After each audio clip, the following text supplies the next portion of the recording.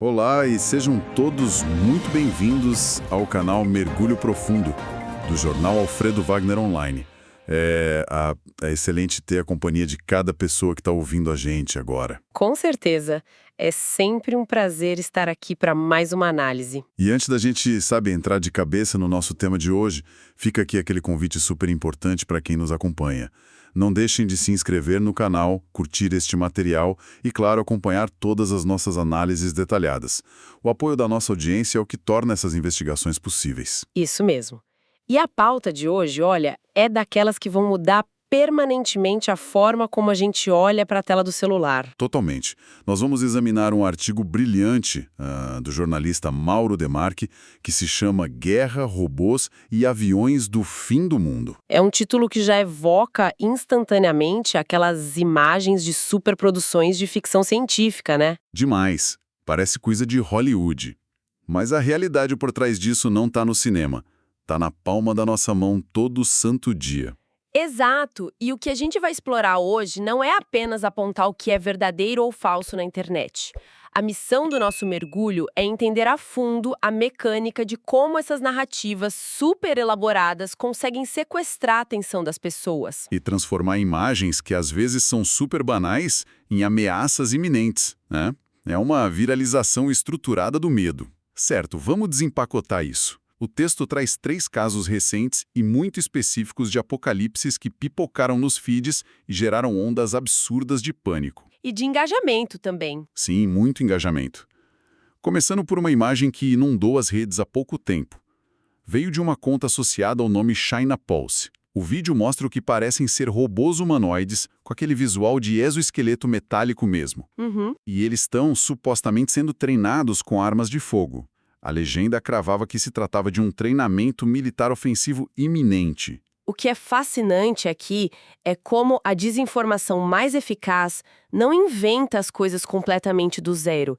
Ela sempre pega um grãozinho de verdade e estica aquilo até o limite absoluto. Pega algo real e distorce. Exatamente. A tecnologia que aparece naquele vídeo de fato existe. Nós temos acompanhado empresas de robótica, tipo a Unitree Robotics, desenvolvendo máquinas com uma coordenação motora de cair o queixo. Eles dão saltos mortais, executam coreografias de intrincadas, até imitam artes marciais. Mas peraí, só para bancar o advogado do diabo, rapidinho. Claro. Se essas empresas realmente já estão construindo esses robôs tão ágeis, por que quem está ouvindo a gente não deveria entrar em pânico? Qual é a barreira técnica real que impede alguém de amarrar um fuzil no braço desse robô e mandar para uma guerra amanhã? Essa é a distinção crucial que a legenda alarmista apaga de propósito. A distância entre um robô executando uma coreografia programada num laboratório com o chão lisinho, Um ambiente super controlado. totalmente controlado, a distância disso para um sistema letal autônomo operando no caos de uma guerra é astronômica. Uma coisa é engenharia mecânica, ou seja, o robô não tropeçar no próprio pé. Certo. Outra coisa, que está décadas de pesquisa à frente, é a inteligência artificial necessária para identificar alvos no meio de poeira, fumaça, distinguir combatentes de civil aterrorizado e ainda lidar com dano no sistema sob fogo cruzado. E a gente ainda luta para fazer carro autônomo não bater em cone de trânsito dia de chuva, né? Exato. Então a narrativa sobrepõe completamente a realidade. A legenda dita como o cérebro de quem assiste deve interpretar aquela imagem. A legenda elimina essa enorme distância técnica. Aí a pessoa vê a imagem e, em vez de pensar na duração da bateria do robô, Já projeta o exterminador do futuro invadindo a própria casa. A imagem técnica transmite uma estética que o nosso cérebro leigo não processa racionalmente na hora. Quem cria a postagem sabe muito bem disso. e essa manipulação não fica só nessas tecnologias do futuro. O segundo caso que o artigo do Mauro Demarchi traz prova que até equipamento da época da Guerra Fria é ressuscitado para gerar esse pânico digital. O caso do avião no Irã. Esse mesmo. Rolou um boato massivo de que o Ilyushin I-80 teria pousado de surpresa em Teherã. E para quem não é tão chegado em aviação, essa aeronave tem uma aura aterrorizante. É o infame avião russo do juízo final. Sim, ele é um monumento voador à paranoia nuclear. É uma aeronave da era soviética com um propósito bem macabro. servir como posto de comando aéreo seguro para o presidente russo caso o mundo entre numa guerra atômica total. Ele nem janela tem direito, né? Quase nenhuma janela na fuselagem principal justamente para proteger a tripulação do clarão ofuscante de uma explosão nuclear. O design dele por si só já evoca o fim do mundo. Mas a grande pergunta que fica é: esse monstro voador desceu mesmo de fininho na capital iraniana, como as postagens em alerta máximo diziam? Não. E esse é o ponto central. Não houve confirmação internacional, nenhum registro em plataforma de aviação independente. Nada. Isso funciona porque sequestra o imaginário nuclear. E sequestra a tensão real que existe entre Irã, Rússia e os Estados Unidos, claro. Exatamente. Cria-se uma suposição baseada numa imagem isolada. Você junta o medo visceral de uma guerra nuclear com uma região que é um barril de pólvora. O público preenche os espaços em branco com o pior cenário possível. É a receita perfeita para o terror. Falando nisso, o terceiro caso trazido pelo jornalista foca em telas militares, ou melhor, supostas telas militares. É quase cômico se não gerasse tanta ansiedade. Não tem robô nem jato sombrio, envolve mapas de rastreamento de voos. Aquelas imagens de radar sobre a Ucrânia. Isso. Do dia para a noite, a internet foi tomada por generais de sofá, apontando para aplicativos públicos cheios de pontinhos na tela, jurando que a Terceira Guerra Mundial ia começar. O vídeo vinha com a mensagem "Something major is coming. Stay alert." Ou seja, algo grande está chegando, fique alerta. Olha, as plataformas de rastreamento, tipo Flight Radar, mostram tráfego civil comum. Avião de carreira levando turista, avião de carga. A aeronave militar em missão sensível simplesmente desliga o emissor de sinal. Eles não querem ser rastreados por um aplicativo de celular. Faz todo sentido. Mas o vídeo pegava o tráfego comum de uma sexta-feira e emitia aquele fique alerta. A genialidade maléfica desse fique alerta é que não afirma nada concreto. Não diz que uma invasão vai começar às 3 da manhã.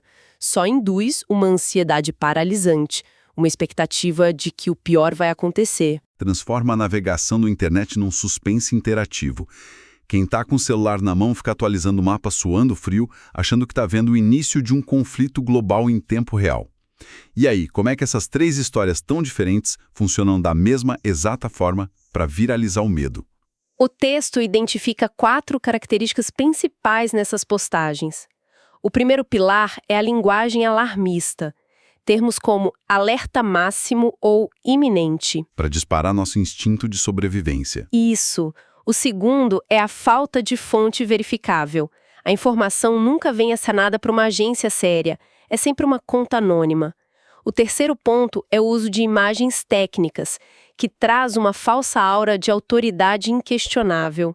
Uma tela preta cheia de números, um radar, a gente assume que é uma verdade científica. Perfeito. E o quarto é o apelo emocional imediato, a urgência de repassar aquilo para a família toda. Aqui é onde fica realmente interessante, porque a arquitetura das redes sociais entra em cena para enganar o nosso cérebro. Como assim? A tal da ilusão do consenso. Quando uma postagem tem 100 mil curtidas e milhares de compartilhamentos, isso dá uma falsa sensação de que algo real está acontecendo. O cérebro da gente buga. A gente confunde volume de engajamento com validação factual. Nossa, isso é muito real. Se 100 mil pessoas estão em pânico com a foto do avião, nosso cérebro instintivamente acha que a ameaça é verdadeira. A gente segue a manada. Exatamente. Curtida não é fato, mas de madrugada, rolando o feed sozinho e com a guarda baixa, a lógica vai para o espaço. Se conectarmos isso com um cenário maior, os danos colaterais dessa exposição constante ficam assustadores. O primeiro impacto é a dessensibilização. Ninguém mais sabe o que é risco real ou o que é pura especulação para ganhar clique. A história do menino que gritava lobo. Bem isso. E o segundo impacto é a ansiedade coletiva. A gente passa a viver num estado de pré-crise permanente, um esgotamento mental terrível. Sem falar na monetização do medo, né? Tem perfis ganhando muito dinheiro com pânico alheio. O famoso doomscrolling rendendo grana para as plataformas. Rende muito. E por fim, tem o efeito político. Esse ambiente facilita demais a polarização e o pensamento conspiratório. Tudo vira uma conspiração global iminente. E Isso traz um desafio gigantesco para o jornalismo independente, né? O próprio texto que a gente está analisando foi publicado por colaboradores da rede do jornal Alfredo Wagner Online. Os veículos sérios enfrentam um dilema diário na mesa de edição. O dilema de ignorar ou noticiar. Isso.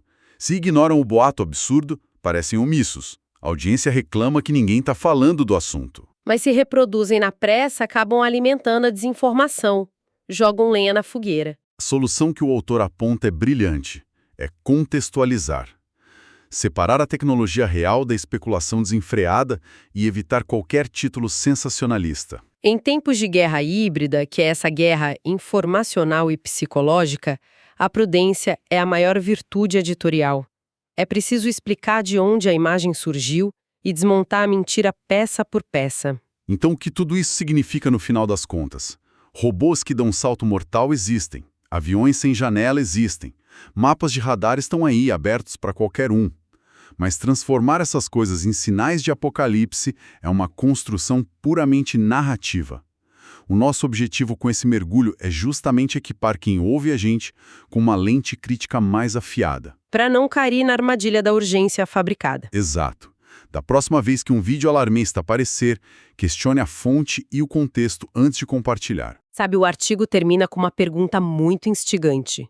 Por que tantas pessoas querem ou precisam acreditar que algo monumental e catastrófico está prestes a acontecer? É uma ótima reflexão. Isso levanta uma questão importante. Será que a rotina da vida moderna se tornou tão exaustiva, tão cheia de boletos e trânsito, e tão desconectada de grandes propósitos, que psicologicamente o cérebro humano prefere a adrenalina de um apocalipse fictício?